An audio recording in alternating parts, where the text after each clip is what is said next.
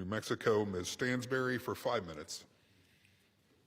Mr. Speaker, I rise today to stand with truth and justice, to stand with every survivor of sexual assault, and to demand the release of the Epstein Files now.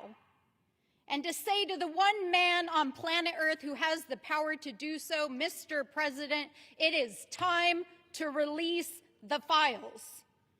Today we vote on a resolution to release these files, but we have already subpoenaed them, and the President has refused to comply, engaged in a months-long cover-up right before our very eyes, threatening and pressuring members of Congress and even calling his own allies traitors and this legislation a hostile act.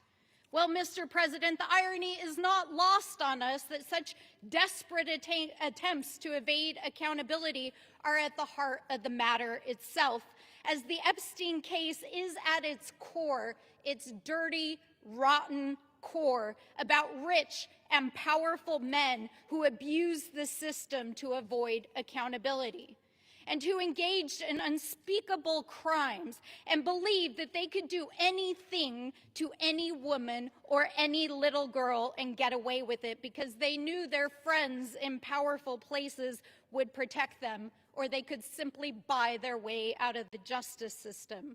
Well, we are here today to stand up with the survivors and say, time is up. We demand accountability.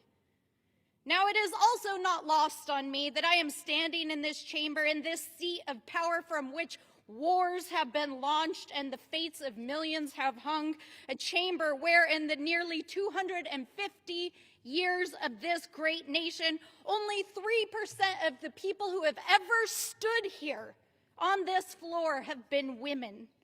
And that is why we must stand up, why we must demand accountability, why we are not saying pretty please, because we are engaged in a criminal investigation of criminal behavior in a justice system that has failed women and girls who were raped and who were abused, and the powerful people who never were held to account. And so we are not, Mr. President, as you have asked us, just going to move on. We will continue to pursue justice to the end. So let me tell you about this investigation, about the evidence that has come in just in the last week. Documents produced by the Epstein estate, including over 1,600 mentions of you, Mr. President, in emails, court documents, and statements.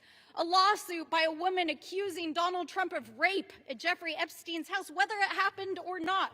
A sexual assault suit against Epstein in which Donald Trump appears to have been subpoenaed, served, and deposed.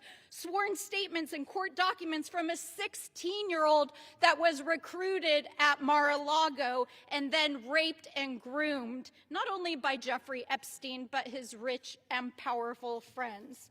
Statements from Epstein himself said Trump knew about the girls. In fact, Trump, by his own admission, he knew that Epstein and Maxwell were recruiting young girls from Mar-a-Lago. Statements that Trump was at Epstein's house, including with girls, in which Epstein bragged about having pictures and passing a woman to Trump, and noted that Trump spent hours with one of the victims and was the dog who hadn't barked. These files also include financial transactions between Epstein and Trump, discussions of financial affairs, potential money laundering, including in real estate deals, as well as an admission by Jeffrey Epstein himself that he was facing a mandatory minimum of 10 years in federal prison, but yet the DOJ failed to prosecute him. And statements by Epstein that he believes that Donald Trump was involved in the case. So I say to the American people, there is a mountain of evidence in front of your very eyes. Believe your eyes. It is right there in front of us. And Mr. President, let me say this to you. You can run, but you cannot hide, because the survivors know what happened. And to every woman and little girl who has wept or felt shame or believe that you were alone or that the system had failed you, to every parent who has feared the absolute worst, and to every survivor who believed the system was rigged against them, know that you are not alone. We see you. We are fighting for you. Gentlelady's time has expired. And we will Members are not, reminded to direct their remarks to the we will chair not and not a perceived stop viewing audience, and to until refrain from justice engaging in is personalities served, against and the you President. cannot silence Pursuant to Clause me 12A or of Rule the 1, the chair victims. declares